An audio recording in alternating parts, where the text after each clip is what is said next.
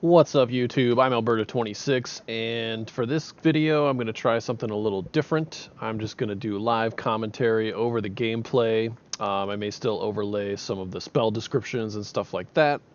Possibly pause the video, but mostly I'm going to be not editing the video as much because that was kind of a hot mess on that first one, let's be honest.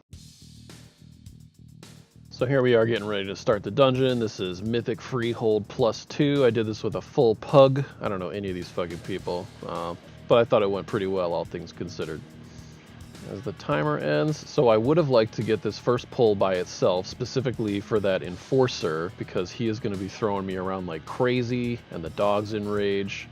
That didn't happen though. Somebody said they tab targeted. What are you going to do? But that's the enforcer, is the taller gentleman there. You can see he'll do shattering toss where he throws me at one of my allies. I'm sure that hurts. And then he'll also do an ability called brutal backhand, which you need to watch out for. He faces a direction and does a conal attack in front of himself. I eat it a couple of times here at the beginning because I'm a little flustered after getting these extra mobs.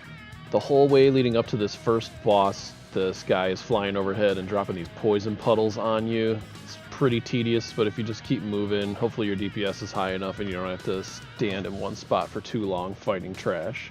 So yeah, ideally I would have taken that pack with the dogs and the enforcer by itself. I would have taken the pack standing under this tent, and then that other pack that I just pulled together, we could have burned those down pretty handily. There is a ranged mob in the pack by the tent, and he doesn't line of sight very well. So just drag everything onto him and kill it all before you run out of room due to the poison. Depending on your luck with the patrolling pack that runs around up here, you should be able to grab this pack first and line of sight them right by this crane. You can get unlucky with a spit from the parrot boss, and it'll land right here, and then you can't line of sight quite as much without standing in the poison. You'll see that happens to me right here.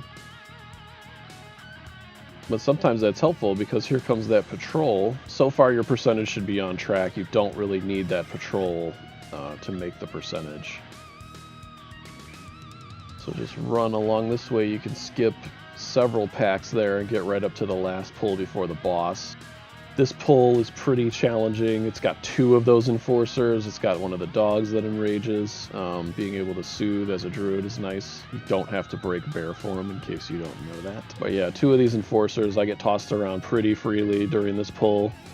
And that's two of the brutal backhands that everybody needs to watch out for, because it is indeed brutal. But you have plenty of space to play in as you're trying to clear these guys. One point I would recommend is to try and keep the group kind of on top of where the pull was standing at first, because the boss is still flying around dropping poison on you, and you really don't want that poison to be all over the field where you're going to fight the boss here. So keeping it kind of at the back of the room, and then you can just tank the boss where he comes down. Alright, so here's this boss. Sky Captain Crag has two phases. He'll start off mounted. The parrot will use an ability called Charge, where he charges towards a random enemy, inflicting nature damage and knocking back all players within 8 yards. So don't stand in front of him when he's channeling that. Make sure you dodge it. The other ability is Pistol Shot, where the captain himself draws a concealed pistol and fires a quick shot at an enemy, dealing fire damage. Healer's just got to heal through that pretty much. Him facing away to channel the charge and then running back to you after using it, that can give you a bit of a respite. Don't waste any active mitigation at this time. At about 70%, he dismounts and the bird flies around, raining more poison like he was doing during the trash on the way up to him. You do want to watch out for this stuff. It does slow you, and it does do ticking nature damage while you're in it. Obviously, not good to stand in the bad shit. Revitalizing brew is something the captain himself he'll do. He'll try to chug this healing brew. The amount it heals him for increases the longer it goes uninterrupted, so interrupted ASAP. And then that'll knock it out of his hand, and players can actually drink it to heal themselves. You have to stop what you're doing and channeling it, so I'm not sure this is advantageous, but that is a thing. And then also Azurite Powder Shot, where the captain is going to inflict fire damage to all enemies in a cone 30 yards long in front of you. So spread out for this. You can drag the boss in the middle if needed, and then hopefully it's only hitting one player at a time, or none. That would be ideal. Pretty easy first boss, and then we're down the ramp fighting an enforcer by himself. I've seen people drag him out on the bridge. It's just, I don't know. I don't do it. I just fight him here. I like having the room. Maybe I'm not timer conscious enough. I do love getting thrown around by these enforcers, let me tell you. It is hilarious. That guy's dead. run across the bridge. You can mount up. So we lucked out. Our event is the one to get Captain Raoul on our side, and I think that's the easiest one personally. But first you need to make some room. So if you grab this pack on the right with the oarsmen, and you probably want to kill the yellow health bar guys as well, just so you don't pick them up when you don't want them. Definitely interrupt the oarsman. That ability that he casts is the one that shoots water jets under you, and it like shoots you up in the air. It's not very nice. So he's usually my main focus in these pulls. Interrupt him 100% of the time. You can also see this patrol coming through with the rats. This spot on the side of the house here is a nice safe spot to tank a lot of this. During Sanguine Week, you want to make sure you don't drop all the Sanguine there, because you're going to need this spot later, and you just have to burn timer wasting for the Sanguine to go away. We figured that out the other day. And you can soothe the bestial wrath on the soggy ship rats, but they die very quickly, so you might not even have time. So if you pull these knuckle dusters, and then 4 other ads will come out. The knuckle dusters, I don't believe you can CC them, but you can CC some of the other ads. This is a +2, so we didn't. We just kind of fought them all at once. The knuckle dusters do Shattering Bellow, which you want to interrupt. That's not a debuff you want on you. And then the Blacktooth Scrappers will do a spell called Blind Rage. It's an uninterruptible channel. They fixate someone and they're enraged. It's an enrage, so you can trank it off and keep them on you, but it can give the tank a break to let it chase someone. They don't move particularly quickly while they're under that effect. And lastly, there are also 2 Blackhand Brutes in this group. They pound the ground and they just kind of do a lot of melee damage, so you just gotta muscle your way through that with some mitigation. So we lucked out, and this is the version where we're recruiting Captain Raoul to fight on our side in the 3rd boss here. The 2 other versions are you chase a pug named Murph around, and he's got some keys in his mouth. Get the keys eventually, you recruit Captain Jolly, or you have to go around and get drunk off some Vulpera juice. There's a bunch of Vulpera spread around into some of the pulls, and then that'll recruit Captain Eudora once everybody's gotten drunk. Rule's definitely the easiest version. But digging into the trash, I'm fighting right here. Now, the rat trappers, I didn't mention it before, they actually do throw a bunch of traps out on the ground. It'll lock you in place and do a bunch of damage to you. This is horrible in Sanguine, so watch out for this. Definitely on Sanguine Week, but otherwise they're not too dangerous. And then you can see the Hosen going nuts in this pull, going bananas. So he does a kind of a, call it a Blade Storm in place, and you can just run out of that. That's not too dangerous. They're stunnable. You can stun them out of it, but maybe a high key, I would just let them do it and move out of it to give the tank kind of a break from the damage. Necrotic Week, I would just let it happen and not take necrotic stacks while they're doing that. So play that either way. I tend to pull all of these dudes at the bar over here. I'm a bear, I thrash, I'm moving around. Eventually someone's going to pull them anyway. I don't necessarily want to get them during the fight, especially on a necrotic week. It's just a bunch of extra stacks you don't want.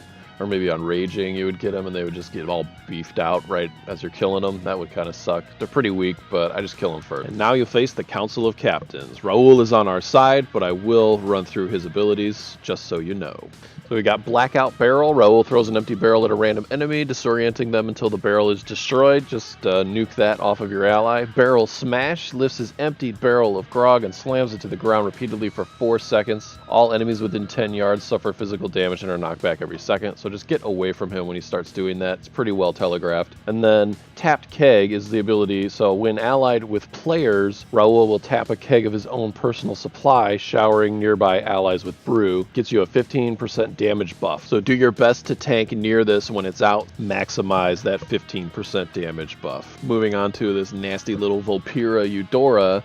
She has Powder Shot, which is just random damage on someone. When she's your ally, she'll use Chain Shot to stun one of the other captains for 6 seconds. That can be a nice little boon in the middle of the fight, but Grape Shot is the main ability you want to watch out for. She leaps to a new location, fire wide blasts of Grape Shot across the arena. It's big conal damage. So your best bet is to just get behind her because she's doing it out across the room. She usually jumps to the edge of the room. And finally, Captain Jolly. Captain Jolly does Cutting Surge, where he telegraphs a location and then he'll dash to it, damage to everybody on the way, damage when he gets there. whirlpool of blades. He tosses one of his swords out and it starts spinning and making its way back to him. Turns into like a little death puddle that's just slowly moving back towards him. Don't stand in it. It hurts. It doesn't go away until it reaches the captain again. And then Tradewind's Vigor, he buffs everybody with movement speed. Probably the most underwhelming of the ally buffs, but the benefit is he's not in the fight fighting you, and I think that that's kind of the bonus because his abilities hurt a lot. So the boss died and I didn't stop talking. These pulls have hosen in them, the going bananas thing. They also have harpooners, which as the name implies, will throw a harpoon at someone and yank them to them.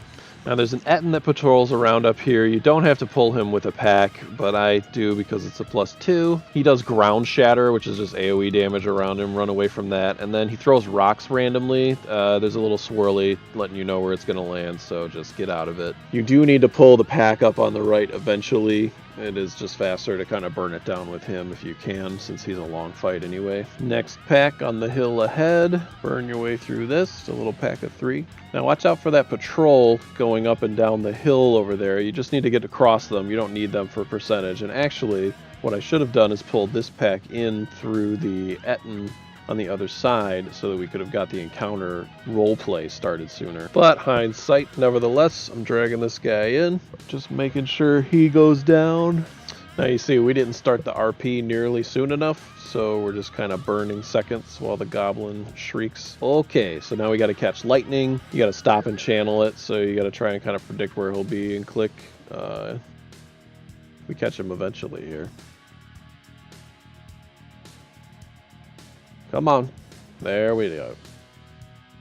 After that silliness, you'll face Ludwig von Tortolan. He is a Tortolan. He is not a hero in a half shell, but he will throw shells that continue to bounce around the room even if someone gets hit by them. He's also putting out pretty good melee damage, so keep your mitigation up. Wrap things up with Ludwig and we're ready to face the actual boss in this encounter, Trothak the Shark Puncher. He is a powerful pugilist predator and he does have quite a few abilities. So Shark Tornado is pretty straightforward. He'll do a Lade Storm effect. He'll stand in place. This hurts a decent amount, so get out of that. The sharks on Trothak's arms are the main mechanic of this fight. They'll get loose by him tossing a shark at someone. It lands, it does damage in an AoE, and then it starts chasing. It chases the nearest player, so if you run past someone, you can unload it on them, which is kind of a dick move. But you're better off dragging it through the meat puddles, which will stop it up for a few seconds, and then Trothak will hopefully go pick it up since there won't be anybody nearby. At least it'll give you a chance to run away. Now, rearm is where Trothak runs to pick up the shark. If he dashes through you while he's running to the shark, you'll take damage from that. So try to pay attention to where the sharks are. The sharks themselves, like I said, they hurt quite a bit. They kind of leap forward in little bunny hops, and every time they land, they do damage in a 5-yard AoE. So if you drag it across a bunch of people, you're definitely doing damage to them, and you risk the shark changing target unexpectedly. Aside from that, Trothak does Ripper Punch, which is just a bleed effect on a nearby enemy. That's just something for the healer to deal with. Wrap this up and you're in the home stretch. Just a couple of trash pulls left. So you're going back the way you came. You can mount up, save yourself some precious seconds, but we're going back to this bridge that we bypassed the first time. And lo and behold, there's trash on the other side. The Buccaneers are not too important. They will leap and do a conal attack, and you need to interrupt painful motivation. But the Stormcallers cast a lot of spells, including a channeled AoE spell, Squall. So there's a lot to interrupt, and if you take both of these packs, you'll get 2 of them. So just be ready for that. If you can burn them down and stun lock them, I guess you can get away with it. And it is kind of easy to move out of it. There's also an Oarsman in the pull just into the right, so having him, 2 Stormcallers, and the Buccaneers leaping around could be a lot, but if you can lock the whole pull down, save some time. So now you've got this patrol. It's 2 Buccaneers and this officer. He's a mounted opponent. Oiled Blade ups his damage, so you gotta just pop a defensive for that. You can't stun him or CC him, so you gotta just eat whatever he's doing to you. And he rides a horse, so it's not so easy to outrun him. This last pull is contender for toughest pull in my opinion. You've got 2 Stormcallers, 2 of the Enraging Mastiffs, and 2 of the Enforcers with the Shattering Tosses and the Brutal Backhands. So if you were going to CC any pull in the dungeon, I guess this would be it. I would do that Stormcaller. You see the one channeling in the back here. You can CC him back there pretty easily. The dogs and the enforcers will both run to you. But the Stormcallers will probably be easy CC. There's plenty of room. As you can see, I'm getting tossed all over. I'm not worried about getting that other pack at all or pulling the boss. But yeah, this is a toughie. Big cooldowns for this, and then you have to fight the boss immediately after. So you might want to CC and save your cooldowns if you can afford the time. Harlan's Suite has some cool abilities. Swift Wind Saber, he'll like flick wind at everybody. It knocks you back and does damage to you. He does that quite a bit. It's pretty tricky to avoid if you're a melee. And then Cannon Barrage, he'll mark someone and then it'll start marking them for bombardment. So it'll create red swirls and then those areas will get bombarded. Standing in them is bad, and they leave fire behind, so it's going to try and fill up the map on you. And then Avastier is where Sweet will order an Iron-Tide Grenadier to charge a random enemy. The Grenadiers jump down by his gold pile, and they just start slowly walking towards someone. They have a bomb in their hand. Rooting them is super useful. Anything to lock them in place, because when the duration of their channel expires, they just explode. So if you like root them right when they drop down, they dead. And nobody will get hurt that way. Now, it would seem like a simple fight, except for the fact that Harlan also has loaded dice. So at 60% and 30% health, he gains new advantages in combat. I don't know if he does these in the same order every time. I feel like he always does All Hands first and then Man of War. So All Hands makes all of his abilities target additional enemies. And then for his Man of War loaded dice, his attack speed is increased by 100%, but he also takes 100% more damage, but his abilities trigger more frequently. So that's intended to kind of work like an Enrage, I guess. It definitely ramps it up by the end of the fight. And that's it. Dungeon complete. You should get all the percentage you need doing these pulls. And I don't think you could really skip any of them. Maybe one of the rat patrols. I don't know if I'd gamble on that, though. They're not that hard to kill anyway. And then you get all your fancy loot. So thanks, everybody, for watching. Let me know in the comments how you liked this format. This is a little more freeform than the last video I did. Definitely ended up being a little bit shorter as well. So I feel like I covered all the important points. But I definitely appreciate any feedback that the internet has to provide. So that's it. Until next time, I'm Alberta26. Game on.